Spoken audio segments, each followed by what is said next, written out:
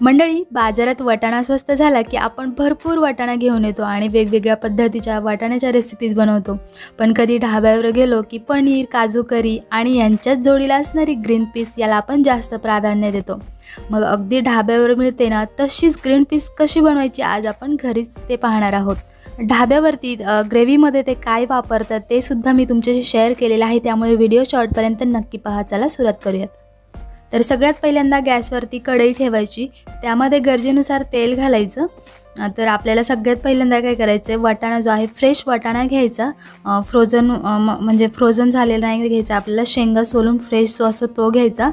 आणि इथे मी पाहू शकता एक वाटी भरून फ्रेश वाटाणा घेतला आहे. आता तेल चांगलं तापलेलं आहे आपलं. आता तेलामध्ये काय करायचं आहे, शालो फ्राय करून घ्यायचं आहे. म्हणजे खूप जास्त असं डीप फ्राय नाही करायचं आहे, तेलामध्ये फक्त असं 1-2 मिनटं परतून घ्यायचं.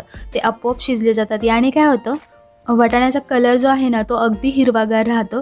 आपण जेव्हा कधी ढाब्यावर जातो तेव्हा असं आपण ग्रीन पीस मागवली तर त्याचा कलर असा चेंज झालेला नसतो, मस्त हिरवागार असतो.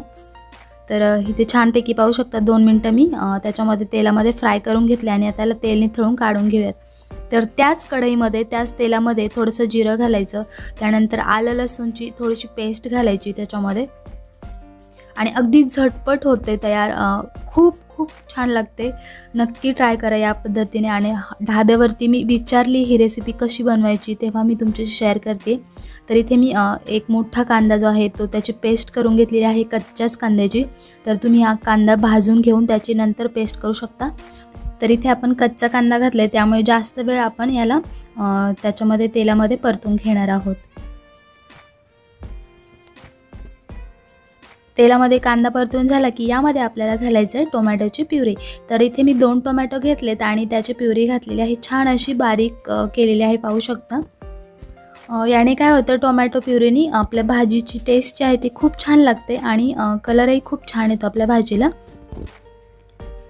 तर हॉटेलमध्ये जशी ग्रेव्ही बनवतात ना त्याच्यामध्ये काय घालतात ते मी नक्कीच तुमच्याशी शेअर करते पुढे, त्यामुळे व्हिडिओ शॉर्टपर्यंत नक्की पहा. याला थोडंसं झाकण ठेवून परतून घेऊयात. तर इथे झाकण ठेवून परतून घेतले त्याला. आता याच्यामध्ये आपल्याला घालायचे मसाले. तर छान असं शिजले आणि कलरही छान आले. आता याच्यामध्ये मसाले घातल्यानंतर आपला कलर अजूनच छान होणार आहे. तर इथे मी घरगुती मसाले घेतलेत. तर इथे मी लाल तिखट घेतले, थोडासा कांदा लसूण मसाला घेतला आहे, धणे पावडर घेतलेली आहे. हे पाहू शकता 3 फक्त वापरलेत मी मसाले. लाल तिखट, कांदा लसूण मसाला आणि धणे पावडर. तर तुमच्याकडे घरगुती जो मसाला असेल तो तुम्ही वापरू शकता. ह्याच्यामध्ये आपल्याला जे इन्ग्रेडियंट्स घालायचे ते महत्त्वाचं आहे ग्रेव्ही छान होण्यासाठी. तर याला छानपैकी आता पुन्हा एकदा तेल सुटेपर्यंत परतून घेऊयात. आणि मसाले टाकल्यानंतर आपली ग्रेव्ही पाहू शकता किती छान दिसते. आता ग्रेव्हीमध्ये आपल्याला काय करायचं, गरम मसाला घालायचा हे पाहू शकता.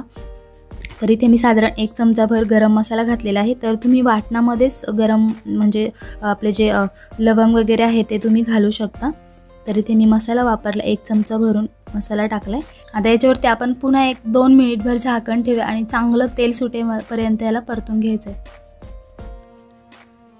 तर झाकण काढूया आणि पाहू शकता किती छान असं तेल सुटले, त्यामुळे मसाला आपला इतका छान झाला आहे ना. आता याच्यामध्ये आपल्याला मेन इन्ग्रेडियंट्स घालायचे, तर ते म्हणजे आहे भिजवलेल्या काजूची पेस्ट. तर इथे मी पाहू शकता अर्धी वाटी जी आहे ती काजूची पेस्ट घेतलेली आहे. जर तुमच्याकडे काजू नसतील तर तुम्ही मगज जे असतं तर त्या बिया त्याची पेस्ट करू शकता आणि ती घालू शकता. कारण की हॉटेलमध्ये आम्ही विचारलं, म्हणजे ढाब्यावरती, की तुम्ही काय वापरता, तर त्यांनी सांगितलं आम्ही मगज वापरतो, ते वाटून त्याची पेस्ट घालतो, किंवा काजू वाटून घालू शकतो आपण.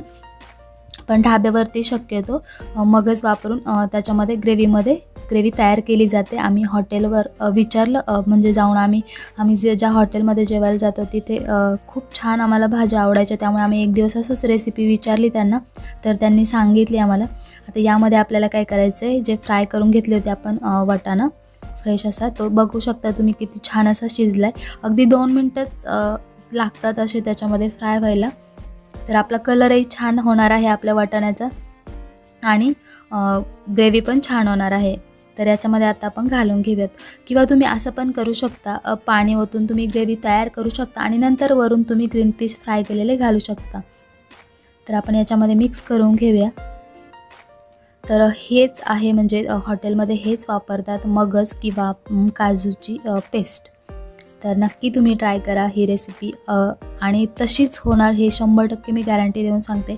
याच्यामध्ये गरजेनुसार पाणी घालायचं आपल्याला. थोडीशी आपल्याला ढाब्यासारखीच बनवायची, त्यामुळे खूप जास्त पाणी नाही घालायचं. आता यामध्ये चवीनुसार मीठ घालूयात. आता पुन्हा एकदा थोडासा मी गरम मसाला घातला आहे. वरतून घातल्यावर अजून टेस्ट छान लागते. आता याला मिक्स करून घेऊया आणि एक 9 ते 10 मिनटं आपण असंच मंद गॅसवरती याला उकळी आणून देणार आहोत. आणि थोडंसं रस्सा पण आटला पाहिजे आपला, ग्रेव्ही म्हणजे. तर एक 9 ते 10 मिनटानंतर पाहू शकता छान अशी उकळी आली त्याला, म्हणजे शिजले आपलं बऱ्यापैकी. आणि ग्रेव्ही जी आहे ती दाटसर झाली, पाहू शकता. मी तुम्हाला दाखवते. त्याने ग्रेव्ही खूप छान होते, अगदी ढाब्यावर मिळते तशी. तर तुम्ही याला नानबरोबर खाऊ शकता, रोटीबरोबर खाऊ शकता किंवा चपातीबरोबर पण खाऊ शकता. तर इथे मी प्लेटिंग करते दुसऱ्या भांड्यामध्ये.